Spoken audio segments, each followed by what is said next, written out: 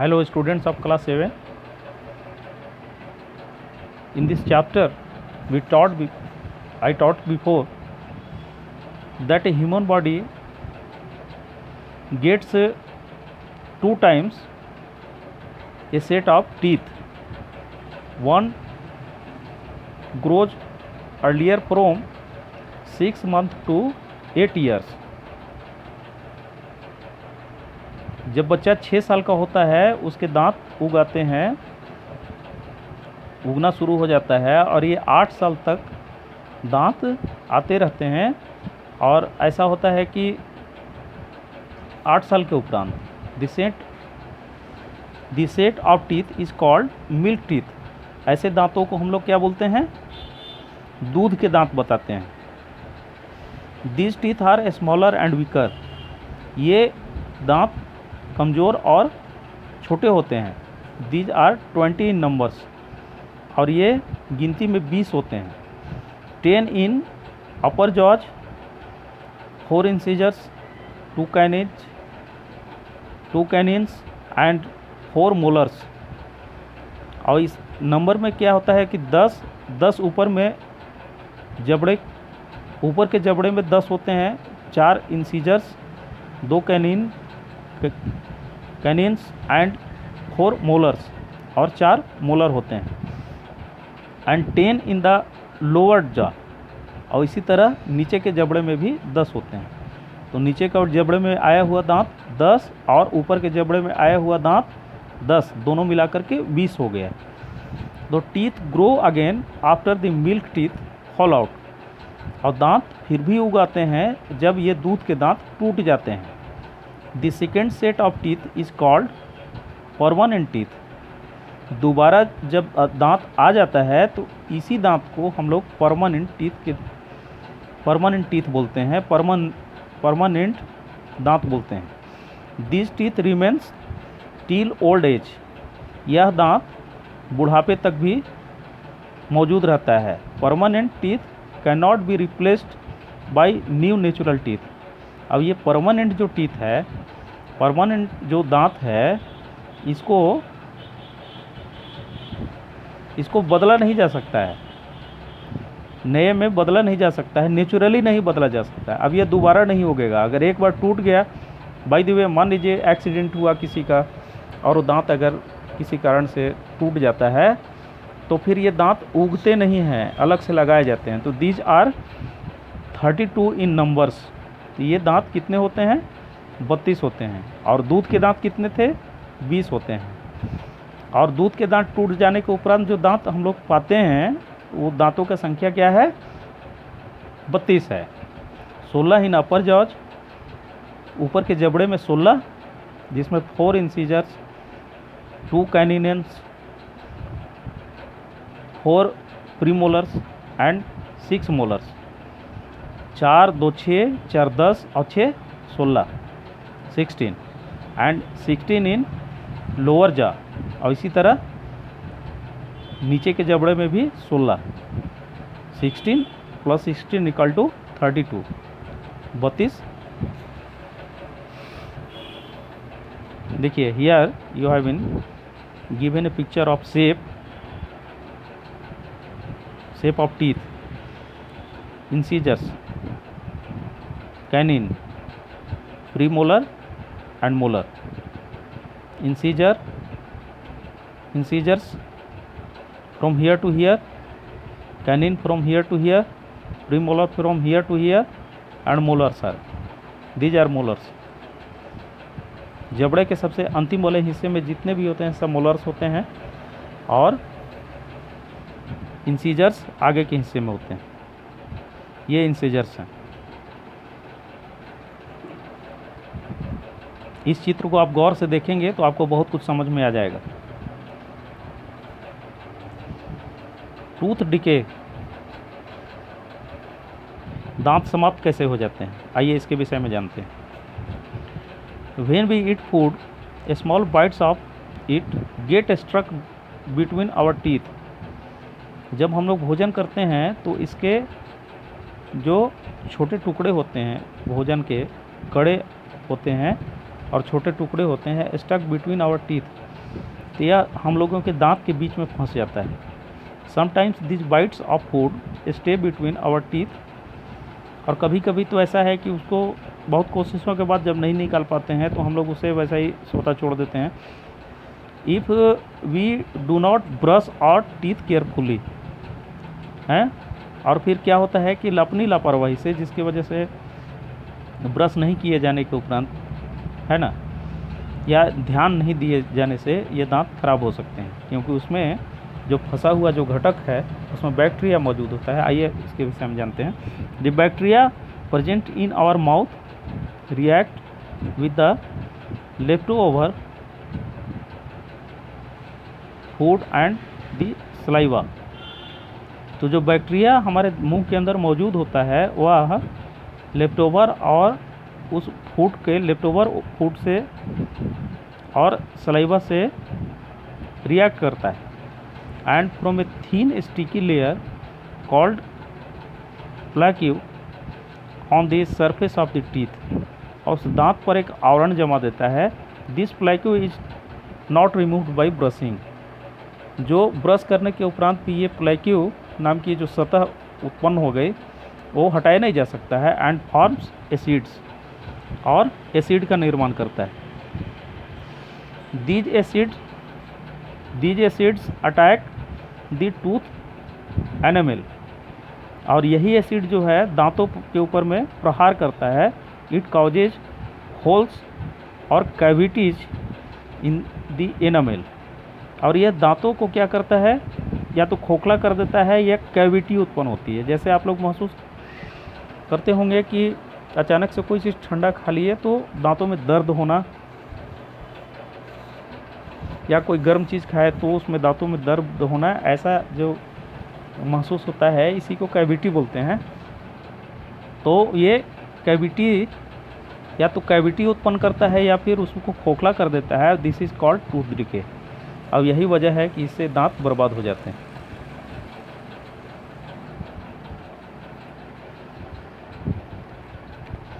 As a result the nervous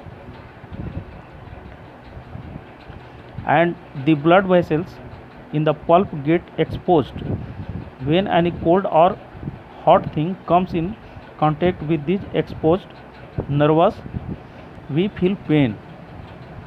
और यही कारण है कि जब हम लोग कोई ठंडा चीज़ अचानक से अपनी जुबान में लेते हैं तो ये जो है हमारे नर्वस सिस्टम को स्ट्रक करता है, और उसी की वजह से हम लोग पीड़ा महसूस करते हैं, जिसको हमने कुछ देर पहले आपको बताया कि कैविटी के ये लक्षण हैं। और कैविटी क्यों होता है? जब हमारे खाए हुए भोज्य पदार्थ का कोई टुकड़ा दांतों के बीच में फंस जाता है, और अगर समय पर ब्रश न किया गया या फिर किसी प्रकार उसको ना निकाला गया तो उसमें एसिड जमा हो जाता है, और एसिड जो है ना हमारे सलाइवा से रिएक्ट करते हुए या तो दांतों को खोखला कर देता है या फिर कैविटी उत्पन्न करता है। तो टूथ डिके काउजेज होल्स और कैविटीज इन द टीथ। तो दांतों के बर्बाद होने का जो कारण है उसमें मुख्य रूप से क्या है? दांतों में छेद हो जाना और कैविटी, दांतों में कैविटी हो जाना। Four, foul smell, loss of teeth and tooth एक। इसमें और क्या क्या होता है? एक तो गंदी दुर्गंध आने लगती है मुंह से, दूसरा दांत चले जाते हैं, टूट जाते हैं, एंड दांतों में दर्द हो सकता है। Here cavity in crown, decay spreading, यहाँ इस दांत के मसूड़ा से लगा हुआ ये भाग है, और यहाँ पर कैविटी देखिए, कैविटी यहाँ पर प्रारंभ हो गया है, और ये जो काला वाला निशान बन रहा है, ब्लैक निशान बन रहा है, ये बता रहा है कि दांत अब समाप्ति पर है ना, क्योंकि इसका जड़ है, ये जड़ में जो लग गया इसमें, तो अब ये धीरे धीरे पूरे दांत को बर्बाद कर देगा। देखिए कैविटी इनलार्ज, कैविटी फैलता है, वहाँ से फैलते हुए रूट इन्फेक्टेड, पूरे रूट को प्रभावित किया। अब दांत के अंतिम हिस्से तक ये कैविटी पहुँच गया है। अब यहाँ पर कुछ भी ठंडा या गर्म पदार्थ का जब अचानक से सेवन किया जाएगा तो ये नर्वस सिस्टम के माध्यम से सेंसिटिव यहाँ तक पहुँचेगा और ये मसूड़ा जो है नर्वस सिस्टम की यानी कि दिमाग तक पहुँच करके इसको दर्द में बदल देगा। यहाँ पर थोड़ी देर के लिए बहुत तेज़ दर्द होता है। We can prevent tooth decay by the following way. और इस तरीके से हम लोग दांतों के बर्बाद होने से बचा सकते हैं। We should avoid eating too many sweets, ice creams and chocolates. हम लोगों को ज़्यादा मात्रा में मिठाई, आइसक्रीम और चॉकलेट नहीं खाना चाहिए। We must brush our teeth at least twice a day in the morning and at night before going to bed. हम लोगों को दिन में कम से कम 2 बार ब्रश करना चाहिए, एक तो सुबह में और एक जब हम लोग सोने के लिए बेड पर जा रहे होते हैं उससे पहले। We must close our teeth every day. A dental floss is a special strong thread that is moved back and forth through the spaces between our teeth to remove the food stuck between our teeth that cannot be removed by brushing। ये बोलता है कि दांत में फंसे हुए चीज़ों को हम लोग को जैसे भी उसको निकाल देना चाहिए। स्पेशल स्ट्रॉन्ग थ्रेड या तो कोई कुछ निकालने वाले हो आप लोग अभी भी देखते होंगे कि जो हमारे घरों में मौजूद जो बुजुर्ग लोग होते हैं वो नीम के बारीक नीम का टुकड़ा वो अपने पास रखते हैं, जिससे भोजन करने के उपरांत वो दांतों में फंसे हुए चीज़ों को उससे निकाल लेते हैं। तो वैसा करने से दांत का बचाव हो सकता है। Our teeth that can not be removed by brushing. ये ऐसे पदार्थ जो ब्रशिंग करने के उपरांत भी अगर नहीं निकल रहा है तो कुछ एक्स्ट्रा तरकीब लगा के उसको निकाल ही लेना चाहिए। देखिए अब यहाँ पर बी पॉइंट आया, बी में टंग आया, दांत के बाद अब जीभ का बारी आया। आइए जीभ के विषय में हम लोग जानने की कोशिश करते हैं। The tongue is a fleshy muscular organ attached at the back to the floor of the buccal cavity. मुंह के अंदर जो जीभ होता है, ये जीभ सबसे अंतिम के थ्रोट से गले के कुछ पहले से हिस्से से ये जुड़े होते हैं। It is a free at the front end can be moved in all directions. ये सामने से काफ़ी स्वतंत्र होते हैं। And can be moved in all direction, और सभी दिशाओं में घूम सकते हैं। The tongues helps in mixing saliva with food. ये जीभ भोजन को लार में घुलने में मदद करता है, भोजन को लार के साथ घोलने में मदद करता है। At pushing and swallowing the food into the food pipe, और भोजन को अपने अंदर ले जाता है धक्का देते हुए, यानी कि सॉलो निगलने में मदद करता है। ऐसा निगला हुआ भोजन फूड पाइप में चला जाता है और getting the different taste of food, और भोजन के जो विभिन्न प्रकार के स्वाद हैं उस स्वाद को महसूस कराने में यह जीभ का बहुत बड़ा महत्व है। It has several tastes buds that can distinguish 4 types of taste in food: salty, sour, bitter and sweet.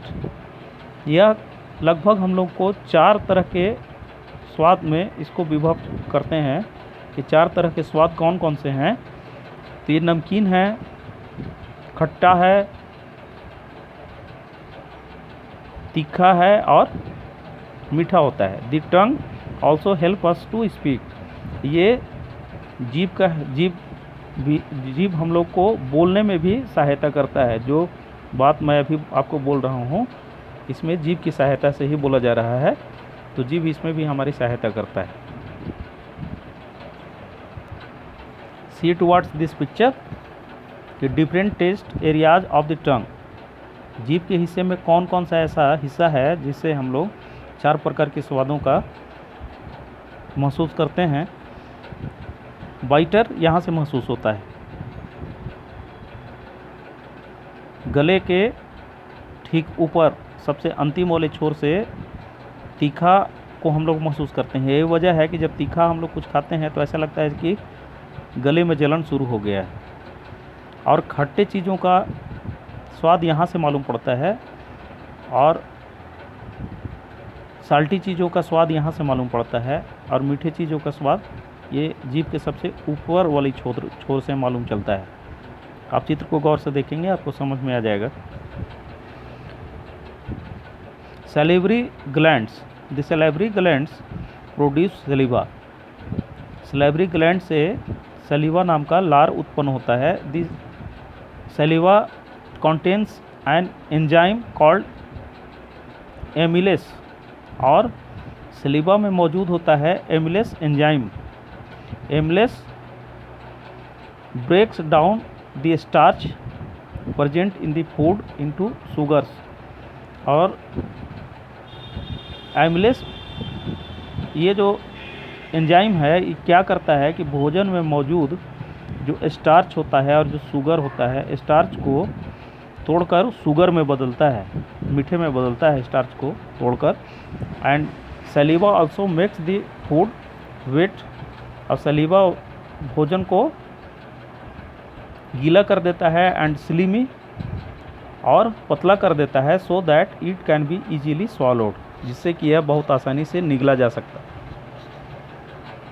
Here to test the action of saliva on starch, saliva का स्टार्च पर कैसे काम होता है उसके विषय में एक एक्टिविटी दिया गया है। And you will have to do your activity from your own self, and if it is not happening you may ask me how to do, at that time I shall reveal you। second इसका point है pharynx and esophagus। the tongue pushes the chewed food into the short muscular tube called pharynx। जीभ जब भोजन को चबा लिया होता है तो वह एक मांसपेशी वाले ट्यूब में इसको डाल देता है जिसको फायरिंग्स बोलते हैं। Firings the food goes into a long and narrow muscular, यह एक पतला नलिका है, पतले नली के माध्यम से भोजन उसमें जाता है। कॉल्ड द फूड पाइप, इसी को फूड पाइप भी बोलते हैं या एसोफेगस बोलते हैं। यानी कि जीभ के बाद जो गले वाली हिस्सा है इसके अंदर जो पाइप फूड पाइप मौजूद होता है तो उसी को एसोफेगस भी बोलते हैं। Here you have given a picture of it. Contracted muscles, food यहाँ पर देखिए, ये फूड यहाँ के इसके माध्यम से आया और movement of the food in oesophagus. जीभ से जब भोजन को गटक लिया गया तो भोजन इस फूड पाइप से होते हुए यहाँ तक आ गया। ये स्टोमक यहाँ से शुरू होता है, ये food pipe when slightly digested food enters the food pipe, the walls of the esophagus start contracting and expanding to push। क्या है कि जुबान से मुंह के अंदर से जो भोजन फूड पाइप में आ गया और फूड पाइप से धक्का देते हुए ये आगे की ओर बढ़ता है, तो इसे ही हम लोग फायरिंक्स एंड एसोफेगस बोलते हैं।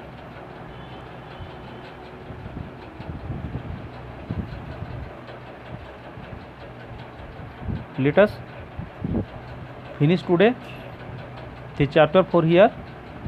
Thank you.